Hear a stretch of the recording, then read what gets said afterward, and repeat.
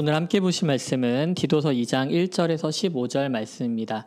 말씀이 좀 길긴 하지만 우리 한 목소리로 천천히 함께 봉독하도록 하겠습니다. 시작. 오직 너는 바른 교훈에 합당한 것을 말하여 늙은 남자로는 절제하며 경건하며 신중하며 믿음과 사랑과 인내함에 온전하게 하고 늙은 여자로는 이와 같이 행실이 거룩하며 모함하지 말며 많은 술의 종이 되지 아니하며 선한 것을 가르치는 자들이 되고 그들로 젊은 여자들을 교훈하되 그 남편과 자녀를 사랑하며 신중하며 순전하며 집안일을 하며 선하며 자기 남편에게 복종하게 하라. 이는 하나님의 말씀이 비방을 받지 않게 하려 함이라. 너는 이와 같이 젊은 남자들을 신중하도록 권면하되 범사에 내 자신이 선한 일에 본을 보이며 교훈에 부패하지 아니함과 단정함과 책망할 것이 없는 바른 말을 하게 하라. 이는 대적하는 자로 하여금 부끄러워 우리를 악하다 할 것이 없게 하려 함이라. 종들은 자기 상전들에게 범사에 순종하여 기쁘게 하고 거슬러 말하지 말며 훔치지 말고 오히려 모든 참된 신실성을 나타내게 하라. 이는 범사에 우리 구주 하나님의 교훈을 빛나게 하려 함이라. 모든 사람에게 구원을 주시는 하나님의 은혜가 나타나 우리를 양육하시되 경건하지 않는 것과 이 세상 정욕을 다 버리고 신중함과 의로움과 경건함으로 이 세상에 살고 복스러운 소망과 우리 크신 하나님 구주 예수 그리스도의 영광이 나타나심을 기다리게 하셨으니 그가 우리를 대신하여 자신을 주심은 모든 불법에서 우리를 속량하시고 우리를 깨끗하게 하사 선한 일을 열심히 하는 자기 백성이 되게 하려 하심이라. 너는 이것을 말하고 권면하며 모든 권위로 책망하여 누구에게서든지 업신여김을 받지 말라. 아멘. 5월을 우리는 흔히 가정의 달이라고 부릅니다. 하루나 한 주를 특별히 기념하는 경우는 있지만은 이처럼 한 달 전체를 어떤 하나의 주제로 부르는 경우는 사실 거의 없습니다. 그만큼 우리 사회에서 가정을 얼마나 중요하게 여기는지 우리는 알 수가 있습니다. 제가 어렸을 적이면은 주말이면은 가족끼리 늘 둘러앉아서 밥을 먹곤 했습니다. 특히 저녁 식사를 하면서 같이 텔레비전 보는 게 좀 일상이었던 것 같습니다. 지금처럼 채널이 다양한 것도 아니고요. 또 저처럼 어린 아이에게는 리모컨의 주도권도 없었죠. 채널 선택권이 없었습니다. 늘 보는 프로그램은 정해져 있었습니다. 주말 저녁에는 뭘 봤죠, 여러분들? 주말 드라마를 봤습니다. 요즘에는 그런 개념이 사실 좀 없는 편이죠. 주말 드라마는 그냥 늘 주말에 보는 그런 고정 프로그램이었습니다. 그런데 주말 드라마가 다루는 주제는 늘 같았습니다. 가족에 대한 이야기였습니다. 드라마에 등장하는 가족 형태는 다양한 것 같지만 늘 그 중심은 대가족이었습니다. 큰 집에서 할아버지, 할머니, 엄마, 아빠, 삼촌, 이모까지 다 사는 그런 집을 배경으로 여러 가지 이야기들을 다루곤 했습니다.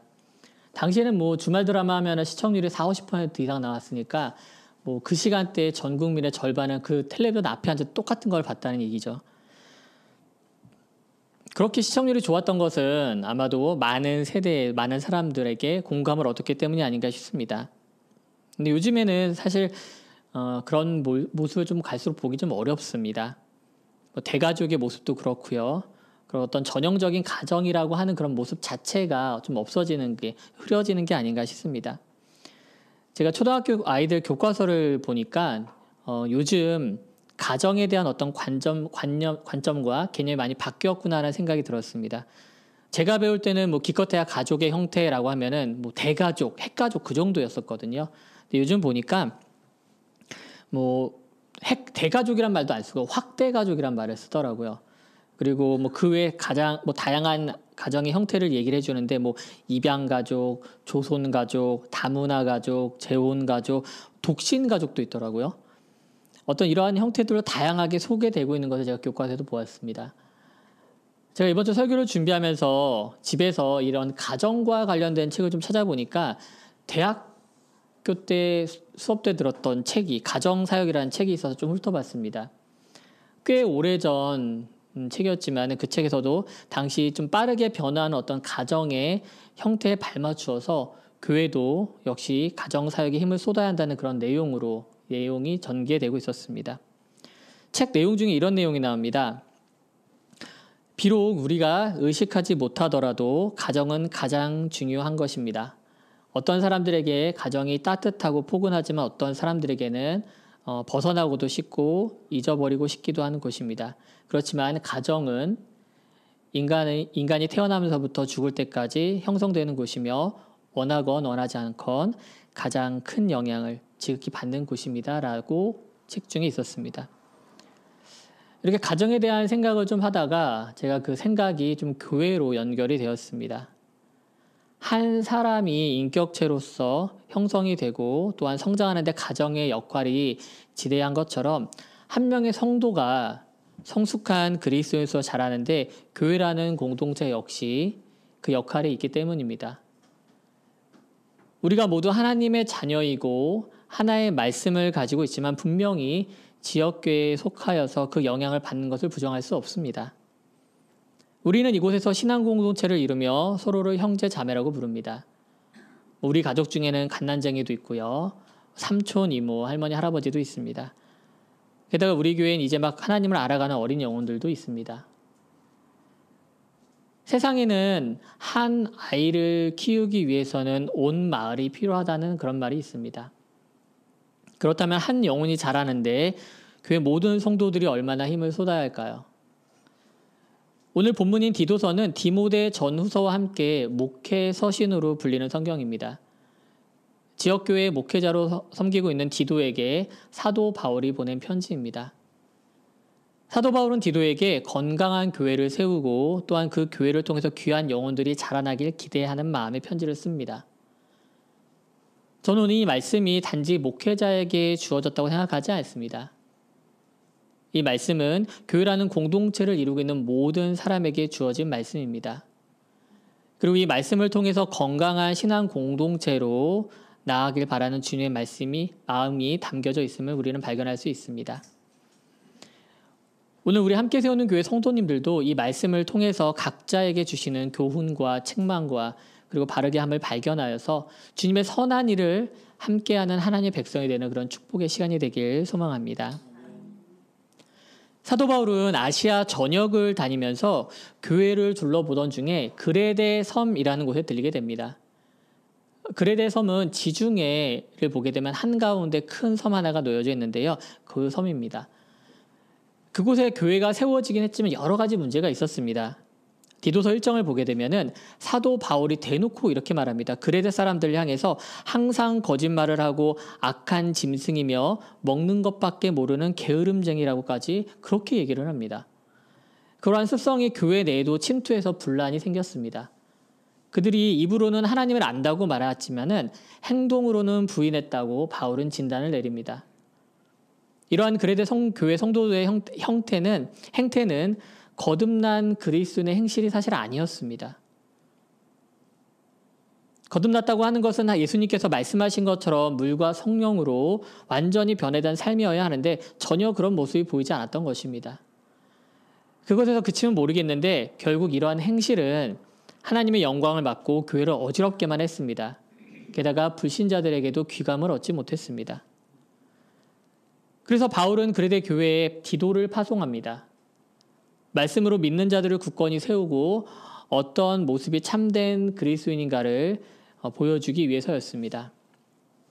오늘 본문인 2장에서 구체적으로 성별과 연령을 구분해서 마땅히 행해야 할 것을 알려줍니다.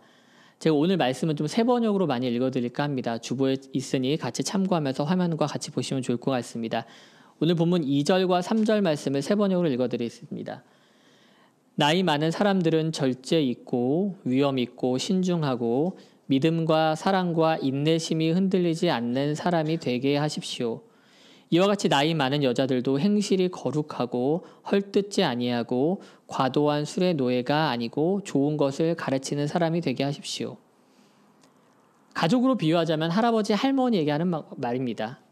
그리고 계속해서 바울은 젊은 남녀들에게 이렇게 권하라고 말을 알려줍니다. 4절부터 6절입니다. 그리하여 그들이 젊은 여자들을 훈련시켜서 남편과 자녀를 사랑하고 신중하고 순결하고 집안 살림을 잘하고 어질고 남편에게 순종하는 사람이 되게 해야 할 것입니다. 그래야 하나님의 말씀이 비방을 받지 않을 것입니다. 이와 같이 그대는 젊은 남자들을 권하여 신중한 사람이 되게 하십시오. 앞서 나온 나이 많은 남녀에게 권하는 말과 비교하면 마치 축소판 같습니다. 반대로 말하면 나이가 들수록 신앙이 성숙할수록 갖춰야 할 것들이 더 많다는 것을 의미하기도 합니다. 그런데 이러한 그리스도인으로서의 덕목이 부족할 때 5절 말씀에서 보듯이 하나님의 말씀이 비방을 받게 됩니다. 마치 어린 아이들이 잘못된 행동을 했을 때 우리는 그 아이를 욕하는 게 아니라 가르친 부모를 욕하는 것처럼 우리의 행동으로 교회가 비판을 받고 주님이 비난받게 된다는 것입니다. 반대로 우리가 마땅히 그리스도인으로서 해야 할 일을 하고 행동을 보일 때 우리 구주 하나님의 교훈을 빛나게 할 수 있다고 바울은 이야기합니다. 10절 하반절 말씀입니다. 이는 범사에 우리 구주 하나님의 교훈을 빛나게 하려 함이라. 지난주에도 말씀드렸지만은 자녀들은 부모의 뒷모습을 보고 자란다고 합니다. 오늘 본문에서는 나이든 사람과 또한 젊은 사람들에게 얘기했지만은 결국 이러한 모습들을 우리 아이들에게 흘려보내진다는 것입니다. 우리에게 믿음과 사랑과 인내심이 흔들림이 있으면서 아이들에게는 믿음을 갖고 사랑을 실천하면서 주님 안에서 인내하라고 할 수 없습니다. 우리 신앙 공동체 가운데 남을 헐뜯는 말과 거친 행실과 가족을 사랑하는 모습을 보이지 않으면서 새 신자에게 그것을 요구한다는 것은 말도 되지 않습니다. 사도 바울은 디도에게 교회 성도들을 어떻게 가르쳐야 하는지 말하면서도 디도 그 자신도 먼저 바르게 서야 함을 분명히 말하고 있습니다. 본문 7절과 8절 말씀입니다. 그대는 모든 일에 선한 행실의 모범이 되십시오. 가르치는 일에 순수하고 위엄 있는 태도를 보여야 합니다. 책 잡힐 데가 없는 건전한 말을 하십시오. 그리하면 반대자도 우리를 걸어서 나쁘게 말할 것이 없으므로 부끄러움을 당할 것입니다. 저는 이 말씀이 먼저 저에게 주시는 말씀으로 무겁게 받아들입니다. 누군가에게 본이 된다는 것, 모범이 된다는 것은 참으로 어렵고 또한 귀중한 책무입니다. 저는 어제 스승의 날을 맞아서 은사로 섬기는 목사님을 찾아뵙고 좀 왔습니다. 전화도 자주 못 드리고 1년에 한 번 이때쯤 스승의 날 전후해서 찾아뵙는 게 전부라 좀 민망하긴 하지만은 그래도 이렇게 찾아뵐 수 있는 스승님이 있다는 것을 저는 참 큰 복으로 여깁니다. 철없던 대학생 때부터 많은 것도 배우고 은혜를 입었지만은 청출어람은커녕 그 스승님의 발끝에도 못 미치는 것 같아서 좀 제자로서 좀 부끄러울 때가 많습니다. 목사님을 찾아뵐 때면 참 목사님처럼 열심히 목회하는 것 같지도 않고 못하는 것 같고 설교도 비교할 수 없고 그러다 보니까 강단에 서는 게 좀 부끄럽게 느껴지게 됩니다. 그런 마음을 가지고 나아가지만은 늘 목사님께서는 저를 위로해 주시고 격려해 주셔서 그저 참 감사할 뿐입니다. 목사님께 가장 감사한 것은 20여 년 전이나 지금이나 저에게 좋은 본이 되어 주신다는 겁니다. 그런데 잘 생각해 보니까 목사님께서는 이렇게 해야 한다, 저렇게 해야 된다 이렇게 말씀하시는 분이 아니셨습니다. 언제나 먼저 행동으로 보여주시는 그런 분이셨습니다. 누군가 위에 올라서서 군림하는 게 아니라 도리어 늘 아래에 계시면서 누군가의 받침돌이 되어주시고 디딤돌이 되어주셨습니다. 제가 그분께 많은 것을 배웠지만은 그 중에서 성도님들을 어떻게 섬겨야 하는지 또 얼마나 귀하게 여겨야 하는지 늘 삶 속에서 보여주신 것을 배웠다고 그것은 말할 수 있습니다. 사실 저는 여러분에게 어떤 본을 보이기엔 너무나도 약한 사람입니다. 바울처럼 대담하게 자신을 닮으라고 말할 자신도 없는 사람입니다. 제가 여러분에게 그저 권면할 수 있는 것은요. 오직 예수 그리스도를 본받아 다음 세대와 또한 새롭게 그리스도인이 되는 분들에게 그 본을 보이라는 것입니다. 그러므로 모든 일에 선한 행실의 모범이 되라는 이 말씀 또한 여러분 각자에게도 주시는 말씀으로 받아들이길 원합니다. 신약 성경에서 이 말하는 본이 된다라고 하는 것은요, 마치 도장을 파는 것과 같이 깊이 새기는 것을 의미합니다. 그 깊이와 강력함이 얼마나 큰지 이 같은 단어가 쓰인 곳을 찾다 보니까 예수님께서 부활 후 도마에게 나타나셨을 적에 보이셨던 그 손의 못자국, 그 자국과 같은 단어가 바로 이 본을 보인다는 말과 같은 것이었습니다. 사랑하는 성도 여러분, 건강한 교회와 보다 나은 다음 세대를 위해 우리가 먼저 본이 되길 원합니다. 그렇게 되는 것은 온전히 주님의 은혜로 가능합니다. 우리의 능력으로는 선한 것이 나올 수 없기 때문입니다. 주님께 은혜를 구하고 온전히 주님을 본받아 살려고 할 때 주님께서 우리 속에 선한 것을 계획하시고 그것이 발현되도록 이끄시는 줄 믿습니다. 부디 저와 여러분이 선한 행실의 본을 보이도록 그런 축복의 통로가 되기를 주님의 이름으로 축원합니다. 사회에서 가장 작은 단위가 가정인 것처럼 신앙 공동체의 가장 기본도 교회가 됩니다. 가정에서 자란 아이가 그 집안에만 머물지 않고 사회로 나아가듯이 교회에서 배우고 익힌 것을 가지고 성도들은 역시 세상에서 살아가게 됩니다. 본문 11절과 12절 말씀 읽어드리겠습니다. 모든 사람에게 하나님의 구원의 은혜가 나타났습니다. 그 은혜는 우리를 교육하여 경건하지 않음과 속된 정욕을 버리고 지금 이 세상에서 신중하고 의롭고 경건하게 살게 합니다. 말씀처럼 모든 사람에게 하나님의 구원의 은혜가 먼저 나타났습니다. 우리가 스스로 배운 것도 아니고요. 우리가 얻어낸 것도 아닙니다. 주님께서 우리를 사랑하사 계획을 가지시고 우리를 은혜로 교육하셨습니다. 그 교육의 목적과 결과가 무엇입니까? 앞서 우리를 향해 권면하신 그 모든 말씀인 줄 믿습니다. 경건하지 않음과 세상 정욕을 버리고 도리어 신중하고 의롭고 경건함을 가지고 이 세상에서 살아가게 하는 것, 그것입니다. 우리를 훈련시키시고 교육시키신 것은 교회 내에서 끝내지 않고 세상에서 나타나길 바라고 계신다는 것을 우리는 꼭 알아야 합니다. 예수님은 제자들을 어미닭이 새끼를 품듯이 3년 동안 먹이고 입히며 가르치셨습니다. 행동으로 보여주시고 말씀으로 깨닫게 해주셨습니다. 그리고 마침내 제자들을 세상에 내보내시어 복음을 전파하고 복음의 삶을 살아내도록 하셨습니다. 우리 함께 세우는 교회 비전을 담은 말씀은 로마서 15장에 나오는 이웃을 향해 덕을 세우고 선을 이루라는 것입니다. 바울이 로마서 1장부터 14장까지 그리스도의 복음에 대해 열정을 다해서 알려줍니다. 그리고 이웃을 향해서 마침내 그것을 나타내라고 명령합니다. 우리 교회들과 그리스도인들의 종착점은 교회가 아니라 복음을 듣지 못한 땅끝임을 알고 있습니다. 십계명의 순서를 한번 잘 생각해 보시기 바랍니다. 1계명부터 4계명까지는 하나님과 사람에 관한 계명입니다. 그리고 5계명은 사람과 사람의 계명이 시작하면서 가정에서 지킬 것을 말씀해 주십니다. 그리고 6계명부터 나머지 계명은 바로 이웃들을 향한 계명입니다. 이처럼 하나님께서는 분명히 우리 가정을 넘어서 이웃에게까지 그 지경을 넓힐 것을 여러분과 저에게 요구하고 있으십니다. 어제 말씀을 준비하면서 정말 우리 교회와 또한 나 자신은 우리 교회가 품은 이 비전대로 이웃을 향해서 정말 그리스도로서 살고 있는가 뒤돌아보는 일이 좀 있었습니다.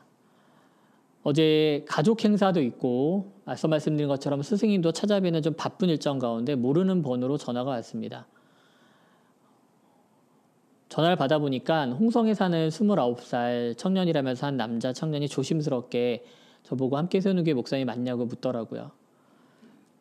죄송하다는 말로 시작하는 내용은 이렇습니다. 엄마와 누나와 함께 살고 있었는데 앞뒤 내용 자세히는 얘기 안 하고 그냥 아버지가 갑자기 집에 찾아와서 가족들이 그냥 흩어지게 됐다고 말을 하더라고요. 그래서 피신을 가야 되는데 지금 대전으로 가려는데 대전에 갈 차비 8,800원이 없어서 죄송하지만 전화를 하게 됐다고. 뜬금없죠. 근데 참 제가 마음이 간사한 게 그 얘기를 듣자마자 속으로 드는 생각이 거짓말일 수도 있겠다라는 생각이 들더라고요. 아마도 그냥 뭐 여기저기 아무 교회나 검색하다가 연락처가 제 홈페이지, 교회 홈페이지에 제 연락처가 있으니까 제가 전화한 게 아닌가. 그냥 이런저런 교회 찔러보다가 한 교회 걸린 게 우리 교회인가라는 그런 생각이 들었습니다, 사실. 그래도 어쩌겠어요. 예를 갖추면서 차비 정도 도와드릴 수 있을 것 같다고 해서 계좌번호 받아서 조금 보내드리고 그렇게 통화를 끝냈습니다.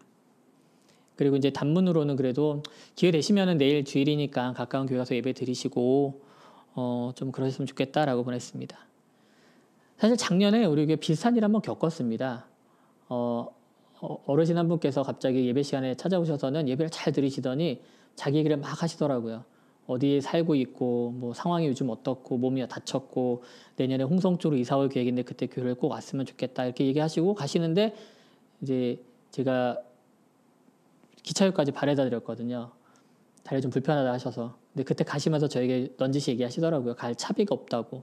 저는 차 끊어드리고 지갑에 얼마 없었지만 좀 드리면서 보내드렸습니다. 물론 그 이후 지금 1년이 다 되도록 연락도 없고 오시지도 않고 있습니다. 사실 많은 교회들이 이런 일들이 비일비재합니다. 저도 서울에서 사역할 적에 그런 분들을 많이 만나 뵙고요. 근데 그 청년과 그렇게 일이 끝난 줄 알았는데 한 몇 시간 지나가서 오후에 어제 다시 전화가 왔습니다. 도와줘서 감사하다고 또 이런저런 몇 가지 얘기를 묻더라고요. 근데 그 통화를 하면서도 제가 목소리가 여전히 좀 그랬나 봐요. 그래서 통화 끝나고 나서 아내가 누구길래 그렇게 통화를 하냐고 약간 뭐랄까 좀 쌀쌀 맞고 조금 좀 건조하게 얘기를 나눴거든요. 그러니까 앞뒤 사정을 얘기하고 그러니까 아내도 좀 이해를 하는 것 같았습니다. 그런데 오늘 말씀을 좀 마무리하면서 계속 그 청년 생각이 났습니다. 내가 목사로서 우리 교회 성도님들에게는 이웃을 향해서 그리스도의 사랑을 행하라고 믿음을 보이라고 하면서 정작 나는 그렇게 한 것인가? 아마 예수님이시라면은 그 청년의 실제 상황을 다 아셨겠죠.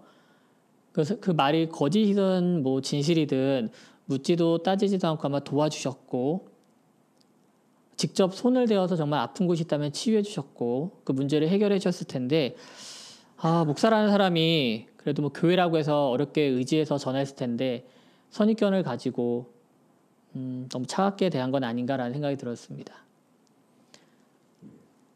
사랑하는 여러분, 여러분은 저와 같은 실수를 하지 않았으면 좋겠습니다. 예수님께서는 저 같은 사람을 위해서도 기꺼이 자신을 십자가에 내어주셨습니다. 그리고 아주 작은 한 사람에게 하는 것이 자신에게 하는 것이라고 분명히 예수님께서 말씀하셨습니다. 그런데 목사라는 사람이 이렇게 넘어지고 실패하는 것을 여러분들도 보게 됩니다. 그 사람이 뭐 실제로 거짓말 했으면은 뭐 어떻습니까? 예수님이셨다면은 도리어 그 사람을 측은하게 여기고 구원의 길로 올라서길 바라지 않으셨을까요? 오늘 본문 말씀은 우리에게 주시는 말씀을 이렇게 마무리합니다. 디도서 2장 14절 말씀입니다. 그가 우리를 대신하여 자신을 주심은 모든 불법에서 우리를 속량하시고 우리를 깨끗하게 하사 선한 일을 열심히 하는 자기 백성이 되게 하려 하심이라. 아멘.